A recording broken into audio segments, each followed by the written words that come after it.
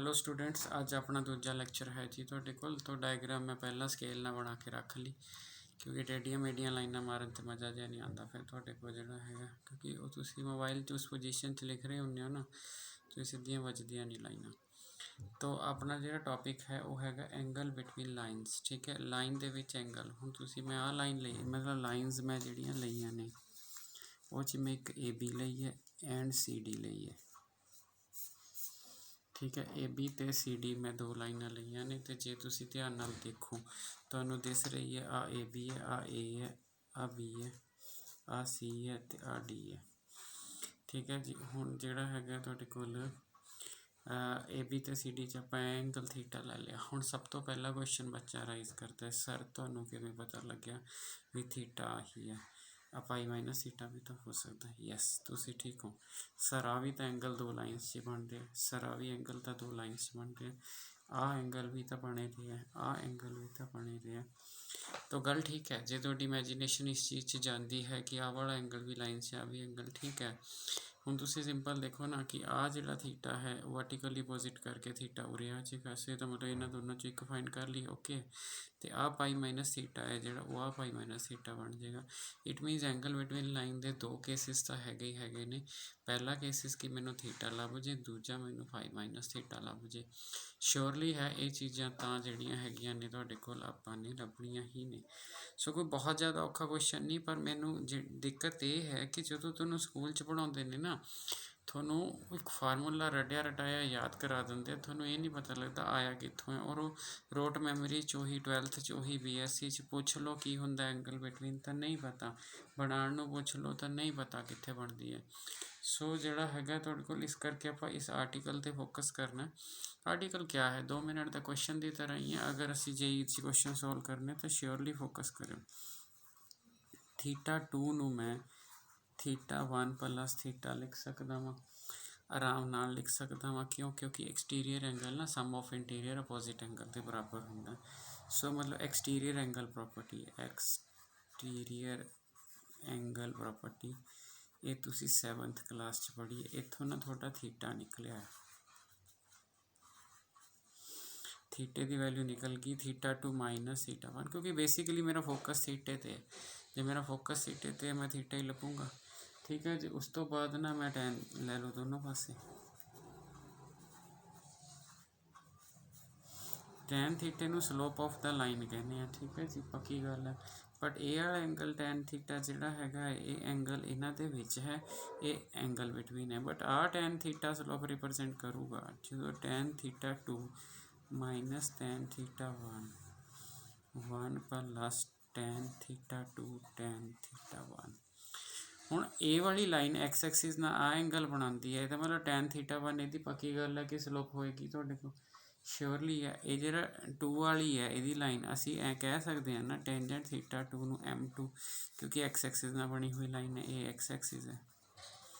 ਅਤੇ ਅਸੀਂ ਇਹ ਵੀ ਕਹਿ ਸਕਦੇ ਹਾਂ ਜਿਹੜਾ ਟੈਨ ਥੀਟਾ 1 ਹੈ ਇਹਨੂੰ ਅਸੀਂ M2 ਕਹਿ ਲਈਏ, ਇਹਨੂੰ ਅਸੀਂ M1 ਕਹਿ ਲਈਏ। ਬੜੇ ਆਰਾਮ ਨਾਲ ਕਹਿ ਸਕਦੇ ਹਾਂ ਜੀ। ਜੇ ਬੜੇ ਆਰਾਮ ਨਾਲ ਕਹਿ ਸਕਦੇ ਹਾਂ ਤਾਂ ਟੈਂਜੈਂਟ ਥੀਟਾ ਬਰਾਬਰ M2 minus M1 1 plus M1 M2 ਆ ਗਿਆ। ਠੀਕ ਹੈ ਜੀ, ਸੋ ਮੇਰਾ ਖਿਆਲ ਹੈ ਜੀ ਇਹਦੇ ਵਿੱਚ ਕਿਸੇ ਨੂੰ ਕੋਈ ਦਿੱਕਤ ਨਹੀਂ ਗੀ ਤੁਹਾਡੇ ਕੋਲ। ਤੁਸੀਂ ਬਸ ਇਸ ਆਰਟੀਕਲ 'ਤੇ ਇਸ ਤਰ੍ਹਾਂ ਫੋਕਸ ਕਰਨਾ, ਸਵਾਲ ਦੌੜਨਗੇ। ਮਤਲਬ ਬੜਾ ਇੰਟਰਸਟਿੰਗ ਚੈਪਟਰ ਹੈ, ਬਿਲਕੁਲ ਬੋਰ ਨਹੀਂ ਹੋਵੋਗੇ ਤੁਸੀਂ ਜਿਹੜਾ ਹੈਗਾ, ਕਿਉਂਕਿ ਹੋ ਸਕਦਾ ਕੋਈ ਪਰਮੋਟੇਸ਼ਨ ਪ੍ਰੋਬੇਬਿਲਿਟੀ 'ਤੇ ਬੋਰ ਹੋਇਆ ਹੋਵੇ। ਉਹ ਟੌਪਿਕ ਬਿਲਕੁਲ ਹੁਣ ਇੰਟਾਇਰਲੀ ਡਿਫਰੈਂਟ ਟੌਪਿਕ ਹੈ। ਹੁਣ ਤੁਸੀਂ ਜਿਓਮੈਟਰੀ ਹੈ, ਸਟ੍ਰੇਟ ਲਾਈਨ, ਉਹਦੇ ਇੰਟਰਸੈਪਟ, ਇਹਨਾਂ ਚੀਜ਼ਾਂ 'ਚ ਘੁੰਮੋਗੇ ਅਤੇ ਫਿਰ ਆਪਾਂ ਦੇਖਦੇ ਹਾਂ ਤੁਹਾਡੇ ਕੋਲ। ਠੀਕ ਹੈ ਜੀ, ਸੋ ਮੇਰਾ ਟੈਨ ਥੀਟੇ ਦੀ ਵੈਲਿਊ ਆ ਗਈ M2 ਮਾਈਨਸ M1 ਤੇ ਆ। ਠੀਕ ਹੈ, ਸੋ ਇਹਦਾ ਮਤਲਬ ਇੱਕ ਫਾਰਮੂਲਾ ਤਾਂ ਮੈਂ ਡਰਾਈਵ ਕਰ ਲਿਆ।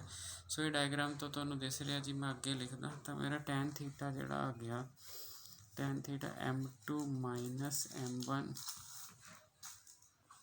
Divided by 1 plus M1 M2, ਇਹ ਤਾਂ ਆ ਗਿਆ ਤੁਹਾਡੇ ਕੋਲ। ਠੀਕ ਹੈ ਜੀ, ਹੁਣ ਆਪਾਂ ਨੂੰ ਜਿਹੜਾ ਹੈਗਾ ਇਹ ਦੂਸਰਾ ਐਂਗਲ ਵੀ ਚਾਹੀਦਾ ਹੀ ਚਾਹੀਦਾ ਹੈਗਾ ਤੁਹਾਡੇ ਪਾਸ। ਠੀਕ ਹੈ ਜੀ, ਸੋ ਜਿਹੜਾ APD ਹੈ, ਕੁਐਸਚਨ ਅਰਾਈਜ਼ ਹੁੰਦਾ ਸਰ ਕਿਹੜਾ APD, ਆ ਲਓ ਆ A ਆ B ਆ D, ਆ ਵਾਲਾ APD। ਸੋ APD ਪਾਈ ਮਾਈਨਸ ਥੀਟਾ ਹੈ। ਸੋ ਪਾਈ ਮਾਈਨਸ ਥੀਟਾ ਦਾ ਮਤਲਬ ਕੀ ਹੋਇਆ ਤੁਹਾਡੇ ਕੋਲ, ਜੇ ਮੈਂ ਇਹਦਾ ਟੈਨ ਆਫ APD ਲਵਾਂ, टेंजेंट तो लेना ही पैना, टेंजेंट पाई माइनस थीटा। सो ये नैगेटिव टैन थीटा आ गया, और टैन थीटा आपां कड्ढी बैठे हैं, टैन थीटा आपां कड्ढी बैठे हैं। ਇਹਦਾ मतलब साढ़े कोल एक की बजाय दो एंगल आ गए ਤੁਹਾਡੇ ਕੋਲ। ਇਹਦਾ मतलब ਜਿਹੜਾ ਹੈਗਾ ਹੈ कि A1 ਇਹ भी एंगल ही ਸੀਗਾ, ਇਹ भी एंगल ही ਸੀਗਾ। सो 1 and 2 इंप्लाइज, क्या चेंज कर लिए, कहा नहीं लिया दिया। सो 1 and 2 इंप्लाइज ਜਿਹੜਾ टैन थीटा ਹੁੰਦਾ है ਉਹਦੇ ਅੱਗੇ प्लस माइनस दोनों चीज़ें पा लो, M2 minus M1 1 plus M1 M2। सो ये थोड़ा फार्मूला बन गया, ये थोड़ा रूल बन गया। हुण मैं कहूँगा भी याद कर लियो तुहाडे को, पर आप ब्लाइंडली नहीं ना भी सारा कुछ याद करके चलना हैगा। अच्छा हुण जे एक्यूट एंगल कहण, ठीक है, सो अगर acute paper A C acute angle क्या होवे तां तुसी कुछ नहीं कहना, तुसी इनू मॉडुलस च ले लेना M2 माइनस M1। सो अगर तुहानू पेपर च एक्यूट एंगल पूछया जाता हैगा है तुहाडे पास, ठीक है, तो तुसी आ फार्मूला लगा लो तुहाडे कोल जिहड़ा हैगा है, तो तुहाडा काम बन जाएगा तुहाडे कोल, ठीक है। सो नहीं तो दोनों पॉसिबिलिटीज़ भी लिखिया जांदियां ने तुहाडे कोल, पहला डिपेंड अपॉन कि तुहाडी बुक किदां दी। कई बार कहते हैं, कई बार किसी बुक्स से भी लिखा भाई बस जब फाइंड करना है एक्यूटी करना मॉड लैके कर दो, ठीक है। कोई बुक्स थोनों दोनों आंसर दे देणगियां। हुण बंदा कहंदा हुण तुसीं दसो करना की है, करना ये है तुहाडे कोल कि अगर तुहानूं क्लास विच 2 केसिस ना कराया जाता तो श्योरली 2 केस आंसर दो, क्योंकि 11th क्लास है, डिपेंड अपॉन तुहाडा क्लास टीचर कितना करा रहे। जे अगले ने सिंगल केस च निबेड़ता तो तुसीं सिंगल केस च कर लियो, होर कुछ नहीं गा। सो मतलब अल्टीमेटली मेरा tan theta plus minus M2 minus M1 होंदा। अगर एक्यूट किया गया तो श्योरली पॉजिटिव साइन चकना, अगर ऑब्ट्यूज किया गया तो श्योरली नैगेटिव साइन चकना। जे दोनों चो कुछ नहीं किया गया फिर अपनी मर्जी करते हो, होर की है। जे एक्यूट किया गया तो पक्का पॉजिटिव, नैगेटिव लाओगे तो गलत हो जाएगा। मतलब अगर थोनू एक्यूट कहा गया तो पॉजिटिव एंगल ही लेना है, अगर थोनू ऑब्ट्यूज किया गया तो नैगेटिव एंगल ही लेना है। तो जे थोनू कुछ नहीं किया गया तो तुसी मर्जी करनी है, चाहे तुसी उहदे 2 केस बनाओ तो चाहे तुसी उहदा 1 केस बनाओ। फिर उन्हें किया ही नहीं गया ना, फिर तो एम्बिगुअस सिचुएशन होगी ना, एक डाउटफुल सिचुएशन होगी। तो वह बंदा जिहड़ा हैगा जिन्हें पेपर पाया है वह की चाहता हैगा तुहाडे कोल, ठीक है। तो जे हुण बंदा कहे सर 12th की करांगे, 12th 3 डायमैंशनल जोमैट्री है, उत्थे 3 डायमैंशनल जोमैट्री भी आ जाती है, तो दूसरा उत्थे इनवर्स ट्रिग्नोमैट्री आ जाती है, तो दोनों कुछ ना कुछ हैल्पफुल होंदियां ने। सो आ सिचुएशनस नहीं आउणगियां, ठीक है। हुण आपां नूं पता लग गया तुहाडे पास भी असीं जिहड़ा हैगा ये आपां एंगल कढ लिया जी, और वो एंगल आपां ने जिहड़ा कढिया है उहदा फार्मूला आपां लिख लीए। तो मैं लिखिया तुहाडे पास भी जिहड़ा टेंजेंट थीटा हुंदा हैगा है वो plus minus M2 minus M1 1 plus M1 M2, ये आपां इदां लिख लिया, ठीक हो गया जी। ये सारा अपना लिखा गया। सो जे अपना लिखा गया हुण मेरी गल ध्यान नाल देखना। अगर मैं, ठीक है जी, तुहाडे पास अगर 2 लाइन्स पैरेलल ने, जे मेरे कोल 2 लाइन्स पैरेलल ने, थोनू ये पता जे 2 लाइनां पैरेलल होण तां की हालात हुंदे ने तुहाडे पास, ठीक है।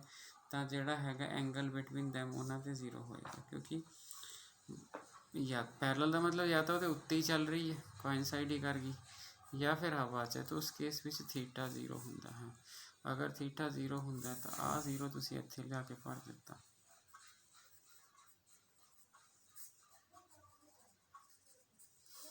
तो ये चीज़ क्रॉस होकर उधर चली जाऊगी।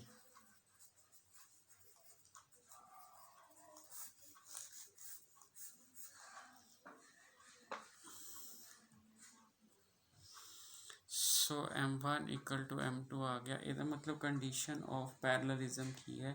सो अगर स्लोप सेम होन तो याद रखना, अगर स्लोप सेम हुई इट इंप्लाई लाइन्स पैरेलल। सो ਇਹਦਾ मतलब ਤੁਸੀਂ एक नवा रिजल्ट निकाल लिया जी। ਤੁਹਾਡੇ पास ਜਿਹੜਾ हैगा रिजल्ट की निकालिया है भी जे स्लोप सेम हुई, ठीक है जी, तो लाइन पैरेलल होएगी। और कंडीशन ऑफ पैरललिज्म जे तुहानूं पेपर विच ड्राइव करन नूं कहण भी दो लाइनां पैरलल कदों हुंदियां ने, कंडीशन ऑफ पैरललिज्म तुसीं ड्राइव करके दसो ਤਾਂ ਤੁਸੀਂ ਇਹ ਚੀਜ਼ ਜਿਹੜੀ ਹੈਗੀ ਆ ਬਣਾ ਦੇਣੀ ਹੈਗੀ ਆ ਤੁਹਾਡੇ ਕੋਲ। ਠੀਕ ਹੈ ਜੀ।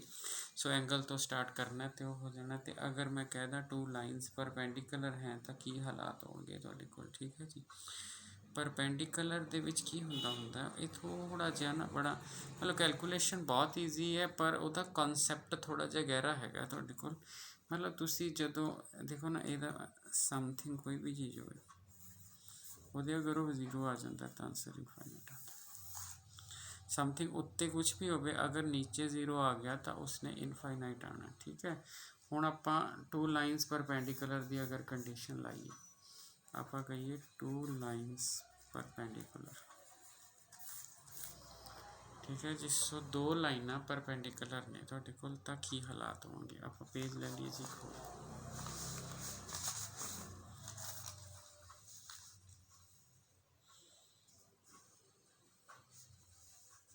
ਸੋ ਥੋੜ੍ਹਾ ਜਿਹਾ ਲਿਖਣਾ ਮੈਂ ਇਹਦੇ ਉੱਤੇ।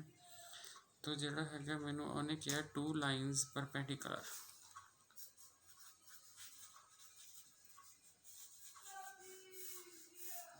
ਪਰਪੈਂਡੀਕੂਲਰ ਦੋ ਲਾਈਨਸ ਪਰਪੈਂਡੀਕੂਲਰ, ਦੋ ਲਾਈਨਾਂ ਦੇ ਵਿੱਚ ਥੀਟਾ ਕੀ ਸੀ ਜੀ?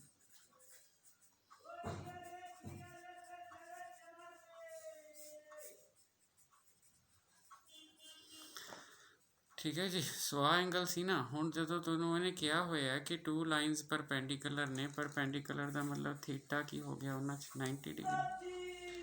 ਹੁਣ ਥੀਟਾ 90 ਡਿਗਰੀ ਆ ਗਿਆ ਤੁਹਾਡੇ ਪਾਸ। ਠੀਕ ਹੈ ਜੀ। ਵਿੱਚ ਸਬਜ਼ੀ ਵਾਲੇ ਦੀ ਆਵਾਜ਼ ਆ ਰਹੀ ਹੈ, ਕੋਈ ਗੱਲ ਨਹੀਂ ਤੁਹਾਡੇ ਕੋਲ। ਠੀਕ ਹੈ। ਉਹਨੇ ਵੀ ਵੇਚਣੀ ਹੈ ਸਬਜ਼ੀ ਤੁਹਾਡੇ ਕੋਲ। ਠੀਕ ਹੈ। ਤੋ ਜਿਹੜਾ ਹੈਗਾ ਤੁਹਾਡੇ ਕੋਲ ਤੇ ਅਗਲੇ ਦੀ ਹਿੰਮਤ ਹੈ ਕਿ ਬਹੁਤ ਉੱਚਾ ਬੋਲਦਾ, ਜਿਹੜੀ ਮੇਰੀ ਮਰਜ਼ੀ ਰਿਕਾਰਡਿੰਗ ਹੋਵੇ ਜੇ ਆ ਜਾਵੇ ਤਾਂ ਇਹਦੀ ਆਵਾਜ਼ ਜ਼ਰੂਰ ਆਉਂਦੀ ਹੈ। ਸੋ theta is equal to 90 degree. ਤਾਂ ਜੇ 90 ਡਿਗਰੀ ਹੋਏਗਾ ਨਾ ਆਹ ਵਾਲੀ ਚੀਜ਼ ਇਨਫਾਈਨਾਈਟ ਬਣ ਜਾਏਗੀ।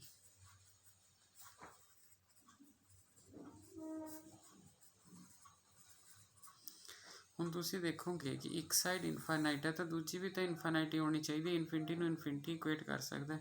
ਜੇ ਦੂਜੀ ਇਨਫਾਈਨਾਈਟ ਹੋਣੀ ਚਾਹੀਦੀ ਹੈ ਤਾਂ ਆਹ ਚੀਜ਼ ਜ਼ੀਰੋ ਹੋਣੀ ਚਾਹੀਦੀ। ਸੋ m1 m2 ਇਕਲ ਟੂ ਮਾਈਨਸ। ਸੋ ਇਹ ਖਿਆਲ ਰੱਖਣਾ ਹੈ। ਇੱਕ ਸਾਈਡ ਇਨਫਿਨਿਟੀ ਹੋ ਜਾਏਗੀ ਪੱਕੀ ਗੱਲ ਹੈ ਤੁਹਾਡੇ ਪਾਸ। ਜੇ ਇੱਕ ਸਾਈਡ ਇਨਫਿਨਿਟੀ ਹੋ ਜਾਏਗੀ ਤੁਹਾਡੇ ਕੋਲ, ਇਨਫਿਨਿਟੀ ਨੂੰ ਇਨਫਿਨਿਟੀ ਹੀ ਇਕੁਏਟ ਕਰਦੀ ਹੈ। ਇਨਫਿਨਿਟੀ ਨੂੰ ਫਾਈਨਾਈਟ ਨੰਬਰ ਥੋੜ੍ਹੀ ਇਕੁਏਟ ਕਰ ਸਕਦਾ। ਇਹਦਾ ਮਤਲਬ ਪਰਲਾ ਨੰਬਰ ਵੀ ਇਨਫਾਈਨਾਈਟ ਹੀ ਹੋਣਾ ਚਾਹੀਦਾ ਹੈਗਾ। ਅਤੇ ਜੇ ਪਰਲਾ ਨੰਬਰ ਇਨਫਾਈਨਾਈਟ ਹੋਣਾ ਚਾਹੀਦਾ ਹੈ ਤਾਂ ਉਸ ਕੇਸ ਦੇ ਵਿੱਚ ਉਹਦਾ ਹੇਠਲਾ ਪੋਰਸ਼ਨ ਜ਼ੀਰੋ ਹੋਣਾ ਚਾਹੀਦਾ। ਤੁਹਾਨੂੰ ਹੁਣੇ ਕਿਹਾ ਸੀ ਸਮਥਿੰਗ ਓਵਰ ਜ਼ੀਰੋ ਇਨਫਿਨਿਟੀ। ਸੋ ਇਹ ਜ਼ੀਰੋ। ਅਤੇ ਇਹਦਾ ਮਤਲਬ ਜੇ ਤੁਸੀਂ ਆਪਾਂ ਟੂ ਲਾਈਨਸ ਪਰਪੈਂਡੀਕੂਲਰ ਹੋਣ ਤਾਂ ਫਿਰ ਆਪਾਂ ਨੂੰ ਇੱਕ ਕੰਡੀਸ਼ਨ ਮਿਲ ਗਈ। ਸੋ ਟੂ ਲਾਈਨਸ ਅਗਰ ਪਰਪੈਂਡੀਕੂਲਰ ਹੈਗੀਆਂ ਨੇ ਤਾਂ ਹਮੇਸ਼ਾ ਪ੍ਰੋਡਕਟ ਆਫ ਸਲੋਪਸ -1 ਰਹੇਗੀ। Condition of perpendicular lines. So perpendicular lines ਦੀ ਇਹ ਕੰਡੀਸ਼ਨ ਰਹੇਗੀ। ਠੀਕ ਹੈ ਜੀ। ਸੋ ਆਪਾਂ ਨੂੰ ਹੁਣ ਜਿਹੜਾ ਕਿ ਹਾਲੇ ਤੱਕ ਜੋ ਆਪਾਂ ਪੜ੍ਹਿਆ ਇਸ ਲੈਕਚਰ ਦੇ ਵਿੱਚ, ਉਹਦੇ ਵਿੱਚ ਸਾਨੂੰ ਕੀ ਕੀ ਪਤਾ ਲੱਗਿਆ। ਉਹਦੇ ਵਿੱਚ ਸਾਨੂੰ ਇਹ ਪਤਾ ਲੱਗ ਗਿਆ ਬਈ ਜਿਹੜਾ ਹੈਗਾ ਇਹ ਤੁਹਾਡੇ ਕੋਲ ਐਂਗਲ ਬਿਟਵੀਨ ਦਾ ਲਾਈਨਸ ਅਸੀਂ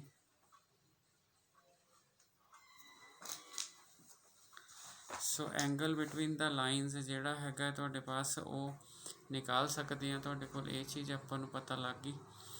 ਠੀਕ ਹੈ ਜੀ। ਸੋ ਹੁਣ ਆਪਾਂ ਦੇਖੋ ਉਹਦੇ ਕੁਐਸਚਨ ਦੇਖੀਏ, ਉਹਦੀ ਐਪਲੀਕੇਸ਼ਨ ਦੇਖੀਏ। Find the angle between the line joining this. ਇੱਕ ਲਾਈਨ ਆ ਜੁਆਇਨ ਕਰਨੀ ਹੈ, ਮਤਲਬ ਮੈਂ ਇਹਨੂੰ ਇਹ ਵੀ ਕਹਿ ਲੈਣਾ। ਠੀਕ ਹੈ। ਇੱਕ ਆ ਲਾਈਨ ਹੈ ਸਪੋਜ਼ ਇਹ ਵੀ, ਇੱਕ ਆ ਸੀ ਡੀ ਵਾਲੀ ਹੈ। ਠੀਕ ਹੈ। 2 ਮਾਈਨਸ ਅਤੇ ਇਹਨਾਂ ਦੇ ਵਿੱਚ ਐਂਗਲ ਫਾਈਂਡ ਕਰਨਾ। ਡੈਫੀਨੇਟਲੀ ਕਿਤੇ ਕੱਟ ਕਰਨਗੀਆਂ ਐਂਗਲ। ਆਪਾਂ ਨੂੰ ਪੋਜੀਸ਼ਨ ਨਹੀਂ ਪਤਾ, ਗ੍ਰਾਫ 'ਤੇ ਪੋਜੀਸ਼ਨ ਬਣਾਉਂਗੇ ਤਾਂ ਕੱਟ ਵੀ ਕਰ ਜਾਣਗੀਆਂ। ਤਾਂ ਪਹਿਲਾਂ ਤਾਂ ਅਸੀਂ ਸਲੋਪ ਆਫ ਏ ਬੀ ਕੱਢਾਂਗੇ। ਸਲੋਪ ਆਫ ਏ ਬੀ ਤਾਂ m1 ਨਿਕਾਲਾਂਗੇ। ਠੀਕ ਹੈ ਜੀ। ਤਾਂ m1 ਨਿਕਾਲਾਂਗੇ ਤਾਂ m1 y2 0 minus y1 x2 0 minus x1 so 3/2 ਹੋगी। m2 slope of second line y2 minus y1 minus minus plus हो जाए x2 माइनस x1 तो m2 7 आ गया। ठीक है जी। सो ये वाली चीज़ होगी जी। तो एक वाली वैल्यू 7 आ गई। ਇੱਕ ਆ ਗਿਆ ਹਾਂ, ਪਹਿਲੇ ਨੂੰ M1 ਕਹਿ ਲਿਆ, ਦੂਜੇ ਨੂੰ M2 ਕਹਿ ਲਿਆ। ਹੁਣ ਅਸੀਂ ਜਿਹੜਾ ਟੈਂਜੈਂਟ ਦਾ ਫਾਰਮੂਲਾ ਲਾਉਣਾ ਹੈ, ਮੈਨੂੰ ਐਕਿਊਟ ਐਬਟਿਊਜ਼ ਕੁਛ ਨਹੀਂ ਨਾ ਕਿਹਾ, ਦੋਏ ਲਿਖ ਦੋ, ਗੱਲ ਮੁੱਕੀ। ਕਿਹੜਾ ਛਡਾਓ ਆਪਣਾ, ਸੋ 1 + M1 M2। ਤਾਂ ਆਹ ਵਾਲੀ ਚੀਜ਼ ਹੋ ਗਈ ਜੀ। ਤੇ ਜੇ ਆਹ ਵਾਲੀ ਚੀਜ਼ ਹੋ ਗਈ, ਹੁਣ ਤੁਸੀਂ ਇਹਦੇ ਵਿੱਚ ਪਲੱਸ ਮਾਈਨਸ M2 7 - 3/2 1 + 7 × 3/2। ਠੀਕ ਹੈ ਜੀ, ਇਹ 7 ਦੂਣੀ 14 11/2 ਆ ਜੂ, ਪਲੱਸ ਮਾਈਨਸ ਹੈਗਾ ਬਰਕਰਾਰ ਹੈ ਅੱਗੇ, ਤੇ 7 21 ਤੇ 2 23/2 ਆ ਜੂਗਾ ਤੁਹਾਡੇ ਕੋਲ। ਠੀਕ ਹੈ ਜੀ, 23/2 ਆ ਜੂ, ਸੋ ਇਹ ਕੱਟ ਜਾਏਗਾ। तो प्लस माइनस 11/23 मेरा tan थीटा आ गया। सो ये एंगल बिटवीन द लाइन्स है। तो ਇੱਥੇ ਬੰਦਾ ਕੁਐਸਚਨ ਕਰਾਈਜ਼ ਕਰਦਾ, ਸਰ ਜ਼ਰੂਰੀ ਹੈ ਕਿ ਇਸ ਨੂੰ ਪਹਿਲੀ ਲਾਈਨ ਉਸ ਨੂੰ ਦੂਜੀ ਲੈਣਾ, ਇਹਨੂੰ M2 ਕਹਿ ਸਕਦੇ, ਇਹਨੂੰ M1 ਕਹਿ ਸਕਦੇ? ਹਾਂਜੀ ਕਹਿ ਸਕਦੇ ਹੋ। ਨੈਗੇਟਿਵ ਕਾਮਨ ਆ ਜੂ, ਪਲੱਸ ਮਾਈਨਸ ਦਾ ਮਾਈਨਸ ਪਲੱਸ ਆ ਜੂ, ਉਹਦੇ ਨਾਲ ਕੋਈ ਕੁਐਸਚਨ ਦੇ ਉੱਤੇ ਫਰਕ ਤਾਂ ਪੈਣਾ ਨਹੀਂ ਗਾ ਤੁਹਾਡੇ ਕੋਲ। ਇਸ ਕਰਕੇ ਆਪਾਂ ਨੇ ਜਿਹੜਾ ਹੈਗਾ ਖਿਆਲ ਰੱਖਣਾ ਹੈਗਾ ਤੁਹਾਡੇ ਕੋਲ। ਸੋ ਅਸੀਂ ਕੁਐਸਚਨ ਕਰ ਲਿਆ ਜੀ ਐਂਗਲ ਬਿਟਵੀਨ ਲਾਈਨਸ ਵਾਲਾ। ਚੱਲੀਏ ਜੀ ਆਪਾਂ ਨੈਕਸਟ ਕੁਐਸਚਨ 'ਤੇ। ਸੋ ਜੀ ਨੈਕਸਟ ਕੁਐਸਚਨ ਹੈ ਜਿਹੜਾ ਤੁਹਾਡੇ ਕੋਲ ਨਾ, ਇਹ ਵੈਰੀ ਇੰਪੋਰਟੈਂਟ ਕੁਐਸਚਨ ਹੈਗਾ ਤੁਹਾਡੇ ਕੋਲ। ਠੀਕ ਹੈ, ਸੋ ਮਤਲਬ ਜਿਹੜਾ ਹੈਗਾ ਤੁਹਾਡੇ ਕੋਲ, ਜੇ ਆਪਾਂ ਕਹੀਏ ਨਾ ਵੀ ਇੱਕ ਕੁਐਸਚਨ ਇਸ ਟੌਪਿਕ 'ਚੋਂ ਚੁੱਕਣਾ ਹੋਵੇ ਤਾਂ ਤੁਸੀਂ ਇਸ ਕੁਐਸਚਨ ਨੂੰ ਚੂਜ਼ ਕਰੋਗੇ। ਬਹੁਤ ਜ਼ਿਆਦਾ ਵਧੀਆ ਕੁਐਸਚਨ ਹੈ। ਸੋ ਜਦੋਂ ਤੁਹਾਨੂੰ ਅਸਾਈਨਮੈਂਟ ਮਿਲੇਗੀ ਉਹ 'ਚ ਪਹਿਲਾ ਦੂਜਾ ਕੁਐਸਚਨ ਹੀ ਲਿਖਿਆ ਹੋਵੇਗਾ। ਇਹ ਕਹਿੰਦਾ points A, 0, 0, B and X, Y are collinear using the concept of slope prove that. ਠੀਕ ਹੈ, ਕੋਲੀਨੀਅਰ ਦਾ ਮਤਲਬ ਕਿ ਇੱਕੋ ਲਾਈਨ 'ਚ। ਠੀਕ ਹੈ, ਤਾਂ ਮੈਂ A ਲੈ ਲੈਣਾ, ਇਹਨੂੰ B ਲੈ ਲੈਣਾ, ਇਹਨੂੰ ਤੇ C ਲੈ ਲੈਣਾ, ਇਹਨੂੰ। ਤਾਂ ਇਹ ਤਿੰਨੇ ਪੁਆਇੰਟ ਕੋਲੀਨੀਅਰ ਨੇ। ਕੋਲੀਨੀਅਰ ਦੇ ਮਤਲਬ ਹੈ ਇੱਕੋ ਲਾਈਨ 'ਚ ਲਾਈ ਕਰਦੇ ਨੇ। ਜੇ ਇੱਕੋ ਲਾਈਨ 'ਚ ਲਾਈ ਕਰਦੇ ਨੇ ਦੈਨ ਪ੍ਰੂਵ ਦੈਟ। ਜੇ ਇੱਕੋ ਲਾਈਨ 'ਚ ਲਾਈ ਕਰਦੇ ਆ ਤਾਂ ਜਿਹੜੀ ਸਲੋਪ ਆਫ AB ਹੋਏਗੀ ਉਹ ਪੱਕੀ ਗੱਲ ਹੈ ਸਲੋਪ ਆਫ BC ਹੋਏਗੀ। ਈਵਨ ਸਲੋਪ ਆਫ AB ਬਰਾਬਰ ਸਲੋਪ ਆਫ AC ਵੀ ਹੋ ਸਕਦਾ, AB ਬਰਾਬਰ BC ਵੀ ਹੋ ਸਕਦਾ, BC ਬਰਾਬਰ AC ਵੀ ਹੋ ਸਕਦਾ। ਇੱਕੋ ਲਾਈਨ 'ਚ ਨੇ ਤਾਂ ਤੁਹਾਡੇ ਕੋਲ ਫਿਰ ਇਹ ਜਿਹੜਾ ਹੈਗਾ ਸਾਰੀਆਂ।